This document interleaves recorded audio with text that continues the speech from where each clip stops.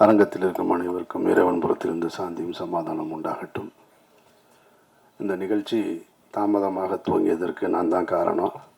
அதற்காக உங்களிடம் என்னுடைய மன்னிப்பை தெரிவிச்சுக்கிறேன். நான்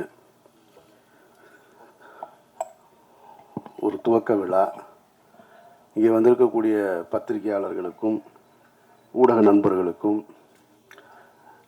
மேடையில் வீட்டிருக்கக்கூடிய திரை ஆளுமைகளுக்கும் இது ஒரு வழக்கமான ஒரு விழா. ஆனால் சாமுக்கும் அவனை சுற்றி இருக்கக்கூடிய புதியவர்களுக்கும் தங்களுடைய வாழ்க்கையை துவங்குகிற ஒரு நாள். அது ரொம்ப முக்கியமான ஒரு நாள். நிறைய பூஜை பார்த்துருக்கோம். எல்லா பூஜையும் ரொம்ப பிரம்மாண்டமாக நடக்கும். ஆனால் அதற்கு பின்னால் அந்த படம் சார்ந்த கிளைகள் என்னன்னு கேட்டால் நம்ம மனசுலேயே நிற்காது. ஸோ நான் எனக்கு இங்கே உட்காந்துருக்கும் பொழுது நீங்கள் எல்லோரும் பேசிகிட்டு இருக்காங்க, காது சத்தம் கேட்டால் கூட எனக்கு சேதுவை எப்படி தொடங்கணுன்றது தான் ஞாபகத்தில் வந்துக்கிட்டே இருக்குது. அவன் இப்போ சிரிச்சுக்கிட்டு நிற்கிறான். எப்படிலாம் நாங்கள் சிரிச்சுக்கிட்டுலாம் கூட இல்லை. முதல் படத்தை துவங்கும் போது ஒரு பதட்டத்தோடையே இருப்போம். ரொம்ப பழைய கதையாக இருந்தாலும் இங்கே நிறைய புதியவர்கள் இருக்கிறதுனால அந்த கதை உங்களுக்கு புதுசாக இருக்கும்னு நான் நம்புகிறேன். நான் 88, 89 காலகட்டங்களில் சென்னைக்கு வந்துட்டார் பாலா. நானும் அவர் தான் சென்னைக்கு ஒன்றா வந்தோம். அவர் பாலுமேந்திரா சார்ட்ட உதவி இயக்குனராக சேர்ந்து 93 முதல் முறையாக படம் பூஜை போடப்பட்டது. பாலா இயக்குனராக அறிமுகப்படுத்தப்பட்டார். அந்த படத்துக்கு பேர் அகிலன். தமிழ் சினிமா வரலாற்றிலேயே அல்லது இந்திய சினிமா வரலாற்றிலேன்னு கூட சொல்லலாம். காலையில் பூஜை போட்டு அன்றைய மாலையே படம் ட்ராப் ஆன படம் அந்த படம் தான். அப்படி ஒரு ஹிஸ்ட்ரி அந்த படத்துக்கு இருக்குது. அகிலன்ற டைட்டிலில் காலையில் பூஜை, மாலையே இந்த படம் ட்ராப் இனிமேல் பண்ண மாட்டாங்க அப்படின்னு சொல்லியாச்சு. அதற்கு பின்னால் பல நாயகர்கள். இந்த பாலான்றவர் யார் அப்படின்னா, பாலு மகேந்திரான்ற அப்படின்ற அந்த ஒரு மரத்திலிருந்து பறிக்கப்பட்ட ஒரு பழம். அது அன்னைக்கு விதைக்கப்பட்டது. ஆனால் முளைக்கலை. அது முளைக்காமல் அப்படியே நின்று போயிடுச்சு. கிட்டத்தட்ட பட்டு போயிடுச்சுன்னு கூட சொல்லலாம். அதற்கு பின்னால் நிறைய புதுமுகங்கள் அந்த படத்தில் நடிக்கணுன்ற கிட்டத்தட்ட அன்றைக்கு பீக்கில் இருந்த திரு ரஜினிகாந்த் அவர்களும் கமலஹாசன் அவர்களும் தவிர, மூத்த நடிகர்கள் தவிர எல்லா நடிகர்களுமே அந்த கதைக்குள்ளே வந்து போயிருப்பாங்க அந்த கதைக்கு. இது போக நிறைய புதுமுகங்களை பார்த்து புதிய தயாரிப்பாளர்கள் அது இதுன்னு பார்க்காத ப்ரொடியூசர்ஸே கிடையாது, பார்க்காத ஹீரோஸே கிடையாது. இன்றைக்கி இருக்கிற பெரிய பெரிய ஸ்டார்லாம் அதில் கமிட் ஆகிருக்காங்க. அந்த தகவல் தவறான தகவலாக இருக்காதுன்னு நினைக்கிறேன். நான் அல்டிமேட் ஸ்டார் கூட அந்த படத்தில் கமிட் ஆகி அப்புறம் பண்ணாமல் இருந்தவர் தான். அப்படி ஒரு ப்ராஜெக்ட் அது. நிறைய ஹீரோஸ் இன்னும் சொல்லிக்கிட்டே போகலாம். நிறைய ஹீரோ. அப்புறம் திரும்ப 97 கந்தசாமின்ற சசிகுமார் இருக்கான் இல்லையா, நம்ம நடிகர், அவருடைய உறவினர் ஒருத்தர் மூலமாக அந்த படம் துவங்கப்பட்டது. கந்தசாமின்ற ஒரு தயாரிப்பாளர் தான் அந்த படத்தை துவங்கினார். அகிலன்ற படத்துக்கு சேதுன்னு பெயர் மாற்றியாச்சு. அன்றைக்கி காலையில் பூஜை, இங்கே தான் பூஜை, பிரசாத் ஸ்டுடியோவில் தான்.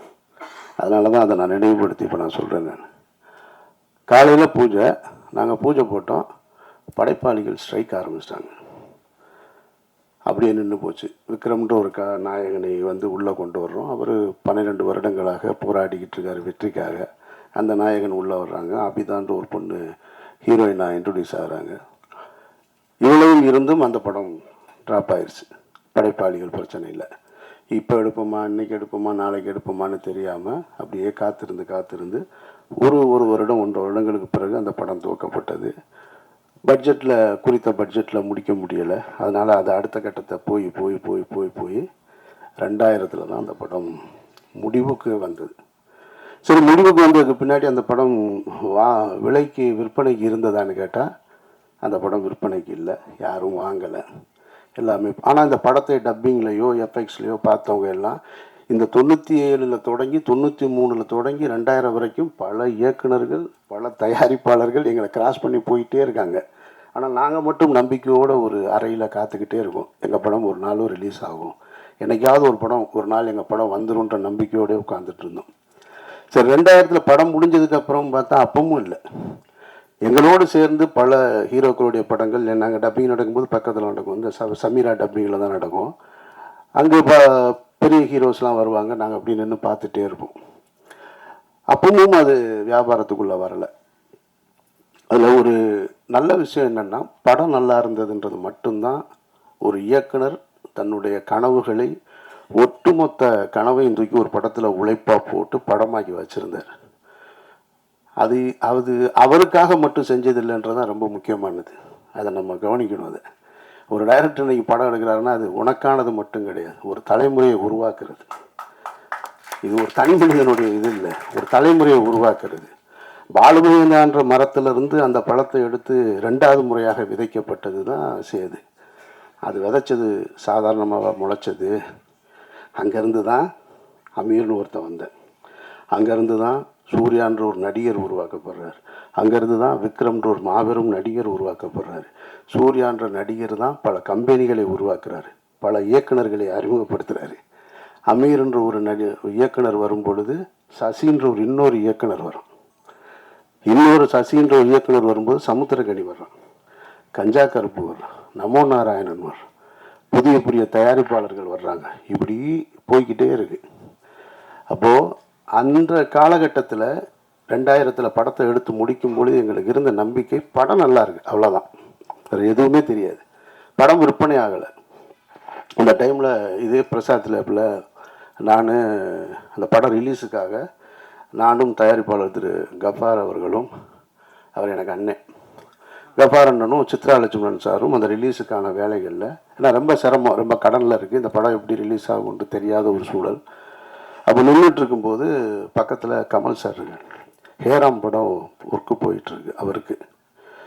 நான் சின்ன வயசுலேருந்து கமலஹாசன் அவருடைய மாபெரும் ரசிகன். நான் அவரையெல்லாம் பார்த்துட மாட்டோமா, அவர் கூட நின்ற மாட்டோமா, அவருடைய விரல் நுனியை தொட்டுற மாட்டோமா அப்படின்னு ஏங்கிக்கிட்டு இருந்த ஒரு நபர். அவர் அப்படி நிற்கிறாரு, இவ்வளோ பெரிய தாடி வச்சுட்டு. சித்ரா சாரை பார்த்த உடனே கமல் சார் கூப்பிட்டு பேசினார். என்ன சித்ரா இங்கே இருக்கீங்கன்னாரு. இல்லை, இந்த மாதிரி சேதுன்னு ஒரு படம் அப்படின்னோடனே கமல் சார் சொன்ன வார்த்தை, ஆமாம் கேள்விப்பட்டேன் அப்படின்னாரு. அதுதான் எங்களுடைய முதல் வெற்றி. படம் ரிலீஸ் ஆகலை. ஒரு புதிய படைப்பு யாருக்கு போய் சேர்ந்துருக்கு, ஒரு உலகநாயகன்கிட்ட போய் சேர்ந்துருக்கு. ஆமாம் கேள்விப்பட்டேன், நல்லா இருக்குன்னு சொல்கிறாங்க அப்படின்னாரு. நான் பக்கத்தில் இருந்து இப்படி பார்த்துக்கிட்டே இருக்கேன். கமல் சார் வாயவே பார்க்குறேன். அவர் என்ன சொல்கிறார், இது யார் அப்படின்னாரு. இல்லை, அவர் அசிஸ்டன்ட். ஓ அப்படின்ட்டு அவர் ஹேராம் பற்றி பேச ஆரம்பிச்சிட்டார். திரும்ப எல்லாம் ஹேராம்லாம் பேசிட்டு திரும்ப ஆயிருமா, ரிலீஸ் ஆயிருமா அப்படின்னாரு. இல்லை, அதுக்கு தான் வந்திருக்கோம் அப்படின்றோம். ஓகே, வாழ்த்துக்கள் அப்படின்ட்டு போயிட்டார். ஸோ அந்த படம் அப்புறம் இதே பிரசாத் ஸ்டுடியோவில் தான், லேபில் தான், இதே லேபில் தான் விடிய விடிய நான் பாலா எல்லாம் நின்றுட்டு இருந்தோம். அன்றைய இரவு அந்த பாலாவுடைய நடவடிக்கைகள்லாம் நீங்கள் பார்த்தீங்கன்னு வச்சுக்கல, எங்களெல்லாம் கவனிக்கப்படாத ஒரு ஆள். நான், பாலா, சசி. இன்றைக்கு வாசலில் வந்து இறங்கும்போது அங்கேயே கேமரா வந்துடுது. அங்கேருந்து அப்படியே ரிவர்ஸ்லேயே வர்றாங்க ரிப்போர்ட்டர்ஸ்லாம். பாவமாக இருக்குது, எங்கேயாவது தடிக்கி விழுந்துருவாங்களோன்னு. இந்த லேபுக்குள்ளே விடிய விடிய 3 பேர் சுற்றிக்கிட்டே இருக்கோம். அதில் நான் கைலியோட சுற்றிக்கிட்டே இருக்கேன். ஒரு 6 பிரிண்ட்டு தான், வெறும் 6 பிரிண்ட்டை எடுத்துகிட்டு இங்கேருந்து ஒரு கனவுகளை சுமந்து கொண்டு மதுரை, திருச்சி இப்படி நான் கொடுத்துட்டு, திண்டுக்கல்னு கொடுத்துட்டு போனேன் நான். அப்படி ரிலீஸ் ஆன படம் தான். படம் நல்லா இருந்ததுனால தான் இவ்வளவு பெரிய அந்த விதை பெரிய ஆலமரமாகி பல கிளைகளை உருவாக்கியிருக்கு. அதனால் நீங்கள் புதிய வாய்ப்பை வந்து ஒருத்தர் கொடுத்தார். இப்போ எனக்கு வாய்ப்பு கொடுத்தவர் வந்து கணேசன் இப்போ சொன்னாங்க இல்லையா, அவர் தான் என்னையை தேர்ந்தெடுத்தார். இங்கே மனிதர்கள் எல்லோருமே, வெற்றி அடைந்தவர் எல்லோருமே சொல்லுவாங்க, நான் தன்னால் வளர்ந்தவன் அப்படின்னு சொல்லுவாங்க. உலகத்தில் ஒருத்தன் அப்படி இல்லவே இல்லை. தன்னால் ஒருத்தன் வளரவே முடியாது. இன்னொரு ஒரு கை பிடிச்சி தூக்கலைன்னு சொன்னால் ஒருத்தன் வளரவே முடியாது. அப்படி வளர்ந்ததா யாராவது சொன்னா அப்படின்னு சொன்னால் அது ஒரு பொய். அது வேணால் சினிமாவில் ஒரு கைதட்டுறதுக்கு வசனமாக இருக்கலாமே தவிர வாழ்க்கையில் அப்படி கிடையாது. நம்ம பிறப்பே தாய் தந்தையோட உதவியால் தான் இருக்கும்போது அப்புறம் நம்ம வெற்றி அடைவது மட்டும் தன்னால் எப்படி நடக்கும்? அப்படி நடக்கவே நடக்க. உங்களை பற்றி பேசுவதற்கு இன்னொருத்தர் வேணும். நீங்கள் போய் ஒன்று கேட்டீங்கன்னு செய்கிறதுக்கு இன்னொரு கை இல்லாமல் உங்களுக்கு வாழ்க்கையே கிடையாது. அப்படி ஒரு கை தான் இப்போ அவர் மகேஷ் அவர்கள் வந்திருக்கிறாங்க. அப்படி தான் எனக்கு ஒரு கணேஷ் வந்தார். இவனுக்கு யூகேலேருந்து வந்திருக்காரு, எனக்கு யூஎஸ்லேருந்து வந்தார். இன்றைக்கி வெற்றி அடைஞ்சதுக்கப்புறம் சொந்தக்காரங்க வருவாங்க, நண்பர்கள் வருவாங்க, பெரிய பெரிய பணக்காரர்கள்லாம் வருவாங்க. ஆனால் தொடக்க காலகட்டத்தில் துவக்கத்தில் இவன் டைரக்டர் ஆவான், நான் அமீரா மட்டும்தான் இருந்தேன். என்னை இயக்குனர்ன்ற முதல் அந்த வார்த்தையை பயன்படுத்தினது என்னுடைய கணேசார் தான். அவர் இல்லைன்னு சொன்னால், அவர் முதலீடு செய்யலைன்னா நான் இல்லை இங்கே, நான் அதுக்கப்புறம் சொந்த படம் எடுத்திருக்க முடியாது. ஸோ அப்போ அந்த உதவியை மகேஷ் அவர்கள் செய்திருக்கிறார்கள்.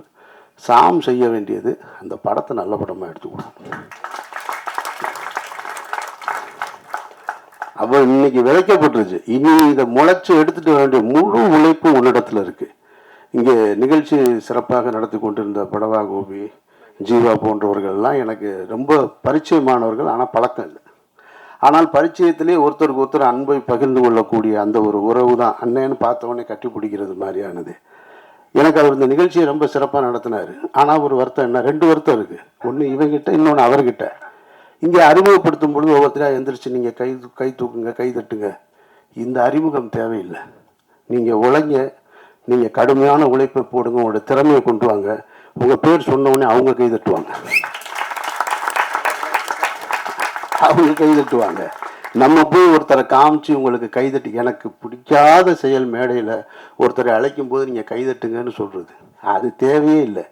நீங்கள் உழைங்க, உங்களுடைய திறமை கைதட்டல் வந்துக்கிட்டே இருக்கும், வந்துகிட்டே இருக்கும். ஆட்டோகிராஃபில் ஒரு திரைப்படத்தை எடுத்துட்டு சேரன்ற ஒரு இயக்குனர் லயோலா காலேஜில் ஒரு ஃபங்க்ஷன், தண்ணீர் தேசம்னு ஒரு படத்துக்கான துவக்க விழா, பப்ளிக் ஃபண்டில் வந்து அந்த படத்தை எடுக்கிறதுக்காக ஒரு ஓப்பன் கிரவுண்டில் ஒரு ஸ்டேஜ் போட்டிருந்தாங்க. அப்போ ஆட்டோகிராஃப் ரிலீஸ் ஆகிருக்கு, நாங்கள்லாம் உட்காந்துருக்கோம். சேரன்ற இயக்குனர் கார்லேருந்து இறங்கி அப்படி உள்ளே வர்றாரு. கிட்டத்தட்ட ஒரு 2000 பேர் அமர்ந்திருந்த ஒரு அரங்கம், அது ஓப்பன் ஸ்டேடியம்.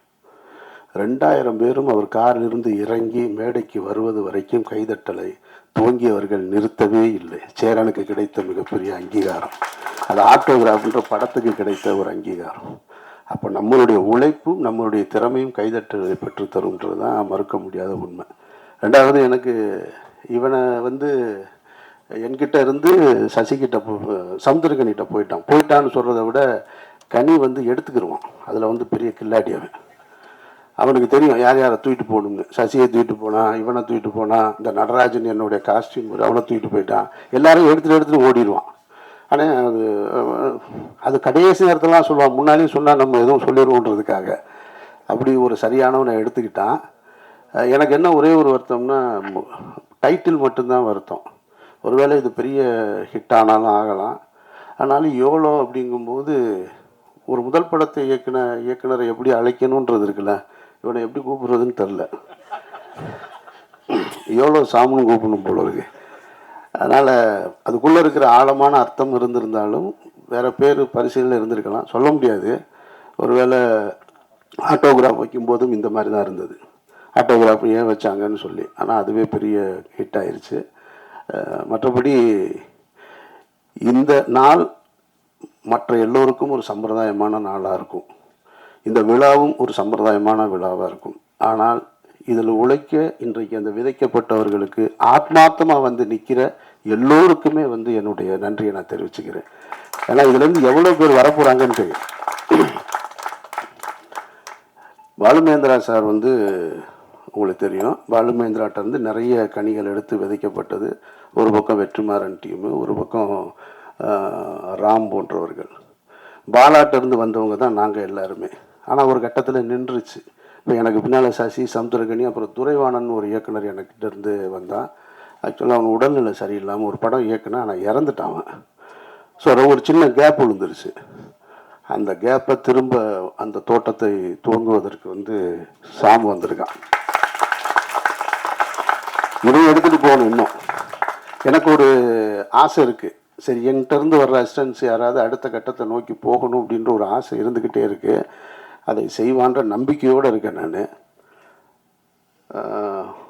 பாலா வந்து பருத்தி வீரன் முடிச்சுட்டு, நான் மௌனம் பேசியது முடிச்சு, ராம் முடிச்சு, பருத்தி வீரன் முடிச்சதுக்கப்புறம் என்னை கூப்பிட்டு ஆஃபீஸில் உட்காந்து பேசும்போது ஒரு வி ஃபைண்டர் எடுத்து கையில் கொடுத்தாரு. இந்த வி ஃபைண்டரை கொடுத்து, இது என்னன்னு தெரியுமாடா அப்படின்னு. தரல சொல்லு அப்படின்னு. இது வந்து பாலுமேந்திரா சாருக்கு அவருடைய குருநாதர் கொடுத்தது. அவர் பாலுமேந்திரா சாருக்கு கொடுத்தார். பாலுமகேந்திராட்ட இருந்து பல பேர் எவ்வளவோ பேர் வந்து போயிருக்காங்க. ஆனால் அவர் எனக்கு கொடுத்தார். நான் உனக்கு கொடுக்கல. எப்போ கொடுக்கல? மௌனம் பேசியது கொடுக்கல, ராமுக்கும் கொடுக்கல. பருத்தி வீரன் முடிச்சதுக்கப்புறம் உன் கையில் கொடுத்தேன்னு என் கையில் கொடுக்குறேன். இப்போ அதை நான் வாங்கி வச்சுட்டு யாருக்கிட்டையாவது கொடுக்கணுன்னு இருந்தேன். சசி வந்துட்டான். சசி வந்து சுப்பிரமணியபுரம்ன்ற ஒரு மாபெரும் படத்தை, ஒரு காவியத்தை கொடுத்துட்டு போயிட்டான்.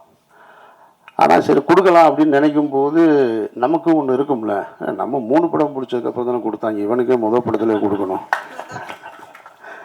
அப்படின்னு ஒரு எண்ணம் தான். கொடுத்துருக்கணும் உண்மையாக அவன் கையில். ஆனால் அது ஒரு வகையில் கூட நல்லதாக போச்சு கொடுக்காமல் இருந்தது.